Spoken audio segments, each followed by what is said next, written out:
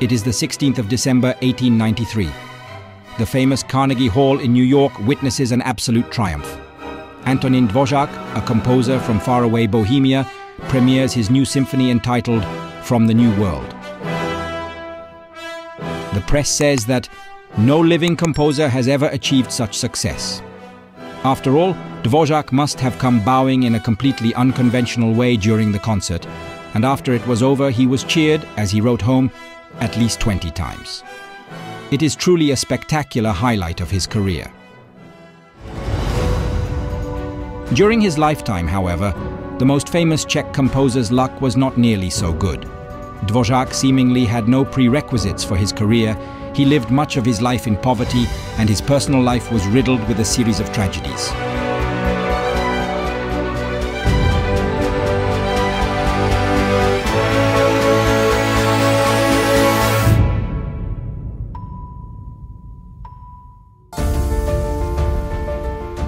This is a pub in Nelahozeves in central Bohemia. This is where Antonín Dvořák was born in 1841, and where, by all accounts, he was to spend his entire life. His grandfather ran a butchery with a pub here, followed by his father, and Antonín, as the eldest of 9 children, was logically supposed to take over the business. The family was close to music, but their interest ended only in playing at local dances. Little Tony soon outdid them all. From a young age, he preluded on the violin, then began to impress at church services. Still, no one thought he should leave the family tradition behind, until a paradoxical coincidence intervened in his destiny. Dvořák's pub in Nelahozeves was going bankrupt, so his father moved the whole family to Zlonice, 15 miles away, where he hoped for a better living. However, a certain Antonín Liman, an excellent musician and teacher by local standards, worked as an organist in the local church.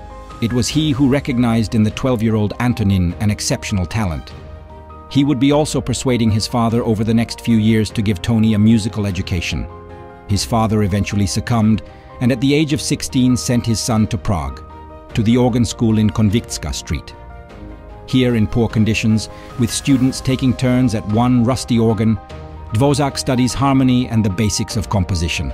At 18, however, he has to stand on his own feet, as his family has no money to support him any longer. He lives with relatives in Prague, earns his board by tutoring, and eventually gets a job as a violist in salon band of Karel Komzak, which plays at balls. He is very fortunate that in 1862, this band becomes the basis of the orchestra of the newly founded Provisional Theatre, the biggest Czech theatre in Prague. For the next 9 years, Dvořák will play the viola there, some nights under the conduction of famous composer Bedřich Smetana.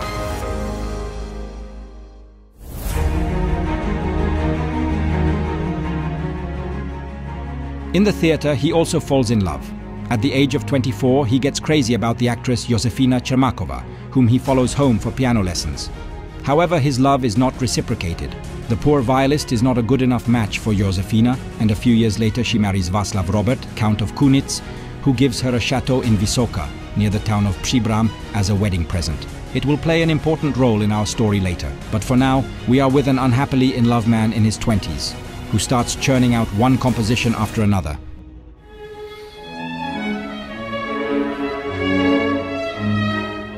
A string quartet and a quintet, a cello concerto. He even writes his first symphonies. But then he burns some of the pieces, and nobody wants to play the rest. His first opera attempt, called Alfred, is a complete failure. He offers it to his theatre, but after the first rehearsals it is rejected as unplayable. The turning point would come in 1873, when Dvořák is already 32. That's when he first succeeds with the performance of a magnificent nationalistic opus entitled Hymn, the Heirs of White Mountain.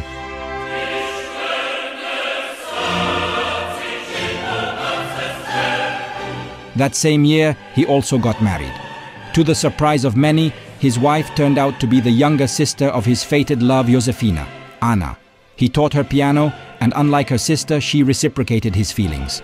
Anna proved to be an excellent match for Dvořák. Like many other geniuses, he was distracted and almost useless in practical matters, so she took care of virtually everything. However, the family's finances were not sufficient. At one point, the Dvořáks, who had 2 children in quick succession, Otto and Rosie, had to accept gifts from friends. Their situation became so dire that Antonín applied for a state scholarship for impoverished artists in Vienna. He submitted a sample of his work and luckily succeeded. He received 400 guldens, which helped greatly. Later, he would apply successfully for this scholarship 5 years in a row. But here's the best part. Sitting on the Vienna committee that decided the applications was the famous composer Johannes Brahms, who was fascinated by Dvořák's scores. Brahms recommended him to the renowned Berlin publisher Fritz Simrock, who began publishing Dvořák's compositions, albeit for a meager fee at first. But since Brahms's Hungarian dances had sold well, he asked Dvořák to compose the Slavonic dances. These would later become a sensation.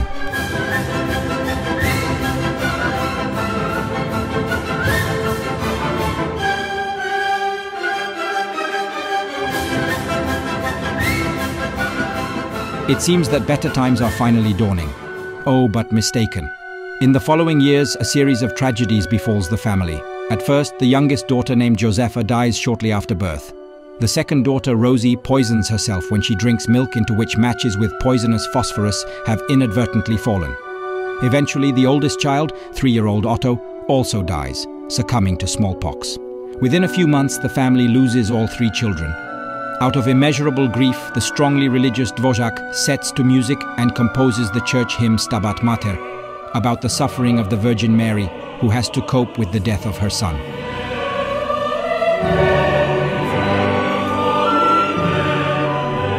This oratorio would become a complete turning point in Dvořák's career. Thanks to Simrock's publication, this monstrous work for orchestra and choir will begin to be performed abroad, especially in England. In March 1884, Dvořák himself, although not a trained conductor, takes the baton for a performance at London's Royal Albert Hall with 12,000 spectators and 840 performers. The success in England immediately resonates throughout Europe and overseas, and finally even the older works begin to be performed. Dvořák is 43 and has finally broken through.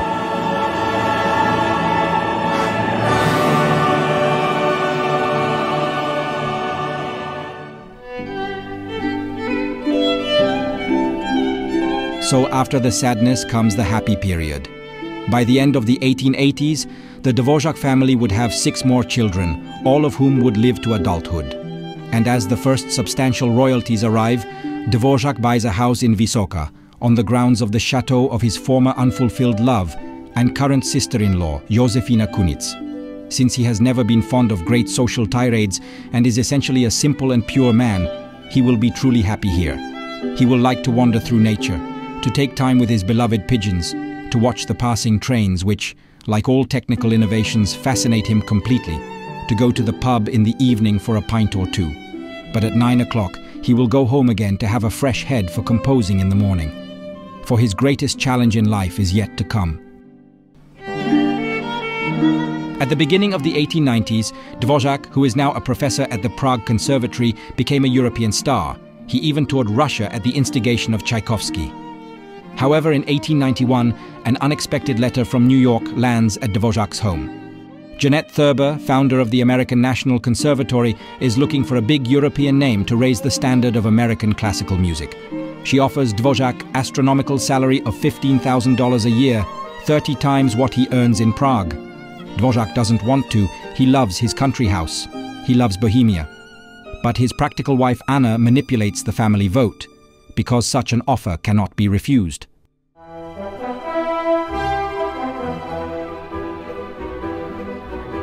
And so, a year later, the Dvořáks and their 2 older children are sitting on a steamer crossing the Atlantic. Only Antonín does not have seasickness. On the contrary, he is completely enchanted by the ship. In New York, he discovers that the amount of work is not so bad. He has only 8 students in the conservatory whom he teaches for 2 hours a day. So he feeds the pigeons in Central Park, goes to the harbor to watch the boats. Probably his favorite student is black. His name is Harry Burleigh, and he introduces him to Southern spirituals. Dvořák is then drawn to Native American songs at Buffalo Bill's Wild West performance. Both influences will be heard in his life's work. Jeanette Thurber invites him to compose what she calls an American symphony. Dvořák does indeed compose it and performs it at Carnegie Hall in December 1893 to an incredible reception.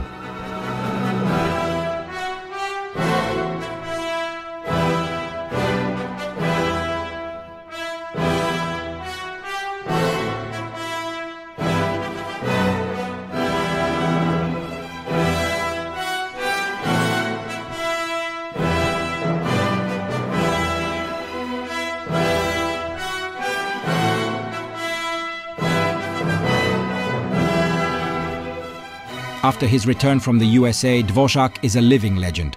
He receives honorary doctorates from the universities of Prague and Cambridge, and when the Czech Philharmonic Orchestra is founded in 1896, it is he who conducts its first ever concert in the newly built Rudolfinum.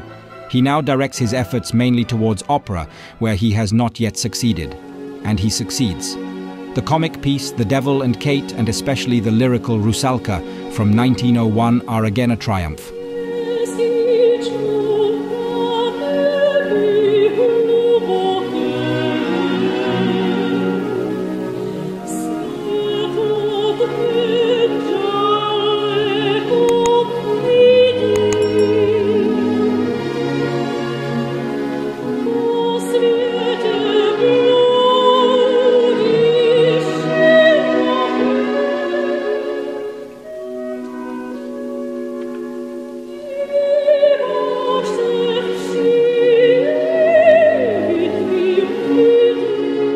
Dvořák's last work is the opera Armida from 1904. The 62-year-old composer suffers kidney colic during the premiere.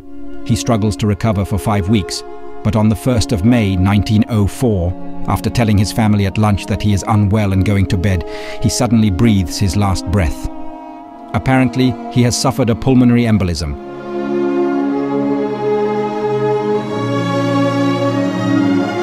Thus ends the story of the greatest Czech composer.